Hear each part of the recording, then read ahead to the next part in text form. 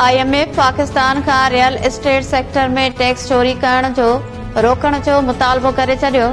पाकिस्तान जी real estate regulatory authority के फाल करण जी ख़ातिरी कर्ज प्रोग्राम लाइ ॻाल्हियुनि वारो दौर शुरू। $7 अरब कर्ज प्रोग्राम लाइ ॻाल्हियूं 15 मार्च ताईं जारी रहंदियूं। सुध समारे वफ़ाक़ी वज़ीर अता तारड़ चयो आहे त मुल्क में नफ़रत जो बिज छटींदड़ पार्टी विरहाङे जो शिकार आहे। माण्हुनि शर्त रखिया त हुकूमत मुआशियत संभाले न सघंदी, पर नून लीग जी क़यादत रियासत लाइ पंहिंजी सियासत कुर्बान कई। हाणे मईशत बि तेज़ीअ सां बहितर थी रही आहे ऐं महांगाई बि घणे घटि थी वई आहे। सुभाणे 4 मार्च ते मुस्लिम लीग नून जे इत्तेहादी हुकूमत खे 1 साल मुकमल थींदो। इस्लामाबाद में प्रेस कॉन्फ्रेंस कंदे अता तारड़ चयो त कुझ शयूं सियासत खां वधीक अहम हूंदियूं आहिनि। वज़ीर आज़म शहबाज शरीफ जी क़यादत में मुल्क जी तरक्की जो सफ़र जारी आहे। IMF के ख़त लिखंदड़नि खे मायूसी खां सवाइ कुझ न मिलियो।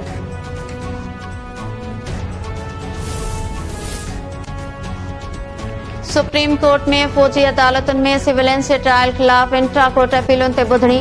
वकील फैसल सिद्दीकी दलील ॾींदे चयो त समूरो मसइलो जवाबदारनि जी हवालगी बाबति लामहदूद अख़्तियारनि जो आहे। वज़ीर आज़म वटि बि लामहदूद अख़्तियार नाहिनि। जवाबदारनि जी मिलिट्री हवालगीअ जो फ़ैसिलो कंदड़ ऑफिसर जा अख़्तियार लामहदूद आहिनि। जस्टिस अमीनुद्दीन रिमार्क्स में चयो त फास्ट ऐं क्लोज ट्रांज़ैक्शन जी दलील सां मिलिट्री ट्रायल जी तौसीक़ न थींदी। सुप्रीम कोर्ट में मिलिट्री ट्रायल खे आर्टिकल 245 जी बुनियाद ते चैलेंज कयो वियो आहे। वकील फैसल सिद्दीकी चयो त 9 मई ते आर्टिकल 245 लागू न थियो हो। दरख़्वास्तुनि वक़्तु आर्टिकल 245 लागू थी चुको हो। जस्टिस अमीन चयो त छा आर्टिकल 175 खां पोइ एग्ज़ीक्यूटिव जी सवाबदीद ख़त्म न थी वई आहे। जस्टिस जमाल मंदोखेल चयो त दलील मञिजे त आर्मी एक्ट कानून न रहंदो ऐं ट्रायल कल अदम थी वेंदा।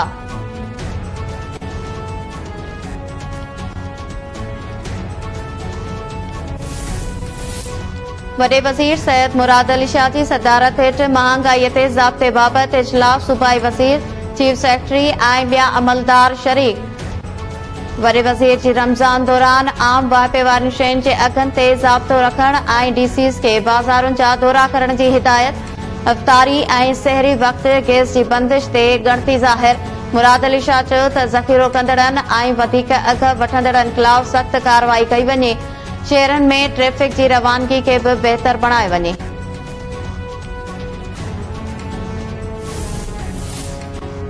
सिंध जे सीनियर वज़ीर शर्जील इनाम मेमून जी सदारत हेठि सुध समा वारे खाते जो इजलास। कैंट ऐं प्रोटेक्शन बोर्ड जी मंज़ूर थियल मंसूबनि खे जल्द मुकमल करण जी हिदायत। शर्जील इनाम मेमून चयो त हुकूमत ऐं मक़सद सिनेमा इंडस्ट्री खे हथी ॾियण ऐं नई टैलेंट खे मौक़ा फराहम करण आहे। सभु मंसूबा मुक़रर मुदे में मुकमल कया वञनि। कंहिं बि गैर ज़रूरी देर खां पासो कयो वञे। सिंध जा मंसूबा अवामी आगाहीअ लाइ आहिनि। कराची जे इलाइक़े डिफेंस में क़तल कयल नौजवान मुस्तफ़ा आमिर जे केस में नओं मोड़। केस में गिरफ़्तार जवाबदार शिराज अरमगान कुरैशी खे मुस्तफ़ा आमिर जो कातिल करार ॾेई छडि॒यो। अदालत में बयान ॾींदे शिराज चयो त पुलिस खेसि एतिराफ़ी बयान लाइ दबाव विझी रही आहे। मां हिन केस जो शाहिद आहियां। मुंहिंजे साम्हूं अरमगान मुस्तफ़ा आमिर खे क़तल कयो वियो। मां कुझु बि न करे पे सघियसि। अदालत जवाबदार शिराज जे बयान बाद पुलिस जे एतिराफ़ी बयान वारी दरख़्वास्त रद्द करे छॾी। इस्लामाबाद जी अदालत कलम 144 जी भञकड़ीअ वारे केस में अपोज़िशन लीडर उमर अयूब, आमिर डोगर ऐं आमिर मुग़ल जा गिरफ़्तारी वारंट जारी करे छॾिया। अदालत तलबी बावजूद पेश न थियण ते टिनी अॻवाननि जा गिरफ़्तारी वारंट जारी कया। बैरिस्टर गोहर जी हाज़िरी खां छूट वारी दरख़्वास्त मंज़ूर। ॿुधणी 23 अप्रैल ताईं मुलतवी। ठट्टे जे शहर जमपीर में अवामी तहरीक जे सिंधु दरिया ते 6 केनालनि जी अॾावत ख़िलाफ़ रैली ऐं धरणो। अवामी तहरीक पारां जमपीर शहर में बाईपास चौक खां रैली कढी मेन चौक ते धरणो हयो वियो। अॻवाननि चयो त सिंधु दरिया ते 6 केनालनि जी तामीर तोड़े ज़मीननि जी वालार क़बूल नाहे। मीरपुर ख़ास में जुड़तू पुलिस मुक़ाबले में मारियल डॉक्टर शाहनवाज़ कुंभर ख़िलाफ़ दाख़िल मुक़ाबले वारो केस ख़त्म करण बाबति फ़ैसिलो हाई कोर्ट में चैलेंज। सिंधड़ी जे अॻूणे SHO न्याज़ खोसो फैसले के हाई कोर्ट में चैलेंज कयो। अदालत अॻूणे SHO जी दरख़्वास्त ते धुरियुनि खे नोटिस जारी करे छॾिया। फैज़गंज पुलिस हथां 5 महीना अॻु मुबैना मुक़ाबलो ॼाणाए मारियल शिकारपुर वासी मीर मोहम्मद शेख जो क़त्ल केस अदालती हुकुम ते 5 थाणनि जे SHOs ख़िलाफ़ दाख़िल। मुबैना पुलिस मुक़ाबले में मारिजी वियल मीर मोहम्मद शेख जी घरवारी मूमल शेख सिंध हाई कोर्ट सखर में दरख़्वास्त दाख़िल कराए त 5 महीना अॻु चूंडको वञी रहिया हुआसीं। सोबोदेरो पुलिस पैसनि जी घुर कई। पैसा न ॾियण तां पुलिस संदसि मुड़ुस मीर मोहम्मद शेख बशीर ऐं मुक़द्दर शाह खे गिरफ़्तार करण बाद मीर मोहम्मद खे गोलियूं हणी क़त्ल करे छॾियो। पुलिस बशीर ऐं मुक़द्दर शाह खे फैज़गंज थाणे ते आणे कूड़े मुक़ाबले जो केस दाख़िल कयो। अदालत जे हुकुम ते सोरा थाणे ते मीर मोहम्मद शेख जे क़त्ल जो केस अॻूणे SHO फैज़गंज बशीर हसन भयो।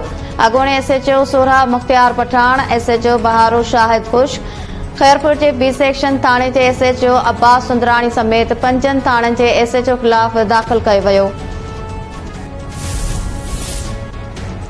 सखर में हथियारबंदनि जी फायरिंग, गाॾी जे इंतज़ार में बीठल मुसाफ़िर क़त्ल। एयरपोर्ट थाणे जी हद सिटी पॉइंट बाईपास भरिसां मोटरसाइकिल सवार हथियारबंद ख़ुदा बख़्श रिंद खे गोलियूं हणी क़त्ल कयो। वाक़े बाद जवाबदार फरार। पुलिस चयो आहे त मक़तूल हाज़िरी ते अदालत आयल हो। पंगरियो भरिसां ॻोठ सुलेमान खोसो में 2 नींगरियूं वाटर कोर्स में बुॾी फौत। 3 सालनि जी अमीसा खोसो ऐं शिराज़ा जा लाश वाटर कोर्स मां कढिया विया। वारसनि जो चवणु आहे त 2 नींगरियूं वाटर कोर्स में वेंदड़ दौरान बुॾी फौत थियूं आहिनि। लाश घर पहुचण ते कोहराम मची वियो। ऐं सिंध जे मुख़्तलिफ़ इलाइक़नि में रोड हादसनि जे नतीजे में 4 ॼणा फौत, 1 औरत ज़ख़्मी। ठटे वेझो तेज़ रफ़्तार 2 गाॾियुनि ओवरटेक दौरान मां ऐं धीउ खे चिपाटे छॾियो। शबीरा जाखरो फौत, संदसि अमड़ हाजू ज़ख़्मी थी पई। न्यू सईदाबाद वेझो क़ौमी शाहरा ते ट्रालर जो मोटरसाइकिल खे टक्कर, वापारी सलीम राजपूत फौत। लाड़काणे भरिसां रिक्शो वण सां टकराइजण सबबि ड्राइवर लाल बख़्श फौत थी वियो। बहराम में बि 9 सालनि जो ॿारो ज़हीर ट्रैक्टर हेठां चिभाड़जी फौत थी वियो।